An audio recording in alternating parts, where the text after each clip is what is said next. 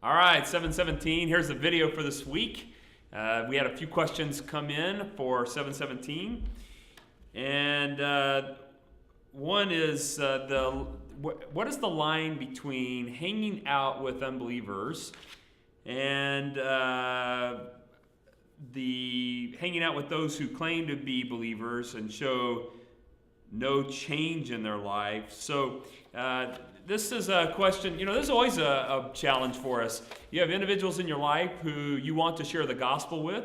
You have individuals in your life who are believers who need to be discipled. They don't show a lot of spiritual maturity. But you also don't want them to unduly influence you. And so this is a constant battle. Paul says don't be unevenly yoked with unbelievers. Many people have used this with reference to marriage, which was the context that I used it in Sunday night, which I'm assuming is what probably prompted this question.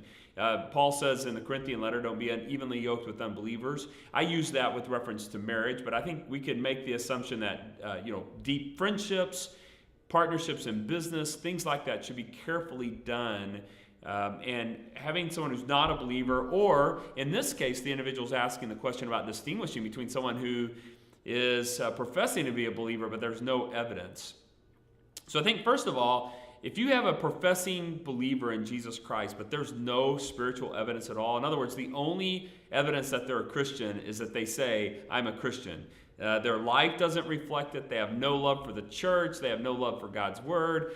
Their general habits are not helpful in terms of someone trying to walk with the Lord. I think that person should be treated, as it were, as the same as an unbeliever.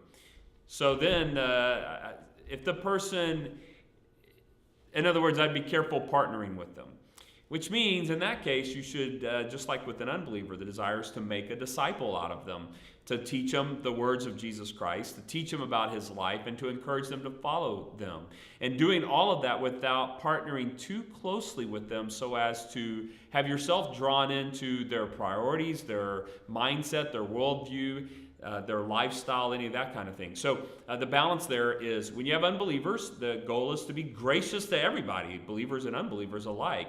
If you have unbelievers, people whose priorities are totally different than someone who has been saved by Jesus Christ through faith, the goal would be to be careful about allowing their lifestyle, their worldview to unduly influence you, but also, while being gracious to them, to see if maybe a door might be open to disciple them, to teach them about the life of Christ, to encourage them with the hope that is in Jesus.